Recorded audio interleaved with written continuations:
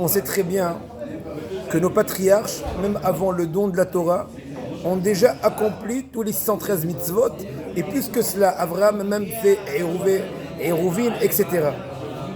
Et là, la question se pose, comment on peut comprendre le fait que Yaakov Avinu a marié deux sœurs, Rachel et Léa, qui étaient deux sœurs, alors, ils étaient même deux jumelles, l'aînée était Léa, la seconde Rachel, et tout le monde disait que la grande pour le grand, la petite pour le petit, Léa a pleuré, etc. Elle veut Yaakov. Comment Yaakov a transgressé ou n'a pas observé cette interdiction, comme toutes les autres interdictions, toutes les autres lois de la Torah qu'il a respectées? Une première réponse que dit le rabbi, il dit comme ça: toute piété ne doit pas être aux dépens d'autrui. N'oublions pas que Yaakov, il a promis à Rachel de la marier. Il s'est avéré qu'en fin de compte, Lavan a trompé Yaakov, il a donné Léa. Donc le fait accompli était, le lendemain du mariage, je suis marié avec Léa. Si je veux accomplir les 613 mitzvot, une d'elles c'est, je suis interdit de marier sa sœur. Ça c'est bien quand c'est juste à mon dépens, pas au dépens d'autrui. Yaakov, il n'était pas obligé d'accomplir les 613 mitzvot avant le don de la Torah. Il a fait sa propre volonté, il en était fier, et c'était naturel pour lui, mais il avait le droit de faire des dérogations selon le besoin. Là, il y a eu besoin pour ne pas enfreindre de par sa piété, qui était outre les strictes lois qui n'étaient pas encore la Torah, pas encore été données, de ne pas porter, ne pas vexer, de ne pas atteindre autrui. Tu peux être pieux, sois vigilant, ne sois pas aux dépens de l'autre. Une autre réponse extraordinaire qu'on voit chez Rabbi Eliezer Papo, celui qui écrit le Pélé Yoetz, le Hesed de Alafim, très grand possèque, très grand kabbaliste qui a mis dans le Kafaïm, dans le Benish Aï, dans son Sefer Midrash Talpiot. Il pose une question un peu préliminaire. Comment tu peux dire que dans la Torah il y a des choses bizarres? Yaakov est marié. Non, comment on dit? On voit dans les jours réguliers, on voit autour de nous que plusieurs des Aramim, leurs enfants ne sont pas spécifiquement des grands érudits, à l'inverse, des gens qui sont un peu ignares, ils ont des lumières, ils engendrent des lumières. Comment expliquer cela?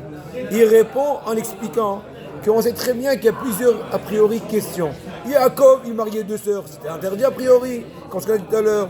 Yehuda, il a marié sa Kala, sa belle-fille. Boaz, Amram, il s'est marié avec sa tante Yocheved. Et Boaz, qui s'est marié de façon un peu, dans le grenier, etc. Il répond à un truc extraordinaire. Le Rabbi Eliezer Papo, quand le Yetzer Hara voit un grand tzaddik, ça le rend en panique. Il dit, je ne vais pas le laisser engendrer un tzaddik comme lui. Je vais lui faire entrer des mauvaises pensées, des mauvaises vertus, j'en sais rien. Pourvu qu'au moment de l'union, Hazve Shalom, il n'ait pas de bonnes intentions.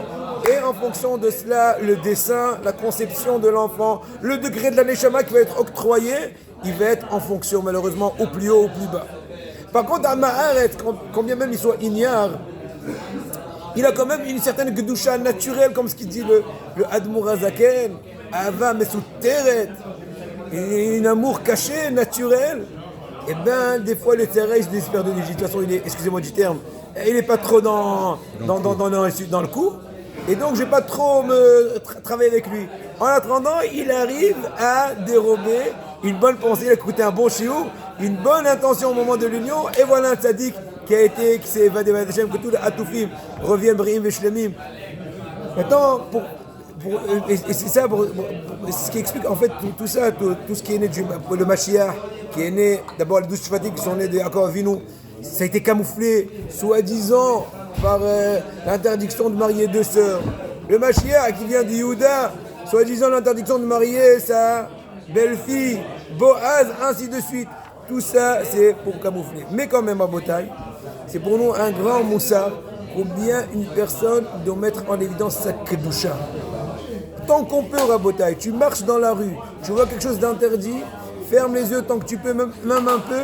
À ce moment-là, fais un vœu. Be'ezrat Hashem dit Shomer Homonim, à ce moment-là, ça va être exaucé. Pourquoi tu es en train de te surpasser au nom d'Hachem? Les là, tu l'as mis KO, c'est Sh'at al-Amim, les portes s'ouvrent, tu dis Hachem, les terrains m'embêtent de tourner la tête, de voir, pour ton honneur, je ferme les yeux, ou je fais semblant de ne pas voir, je ferme mon nez pour ne pas sentir des mauvaises odeurs, vous avez compris, pas que tu... etc. Akadosh Baruch Hu dit, allez, j'ai accepté. Et Ratzon, on bénit tous ceux qui écoutent les shurim, ceux qui écouteront, qui ont écouté, ou qui n'écoutent pas encore. Haïm Tovim Baruchim, Simcha, Briout, Osher, Siyada Dishmaya, et n'oublie pas l'essentiel. Restez attachés à la Torah. Etz Haïm Hi, la Mahazikim Ba.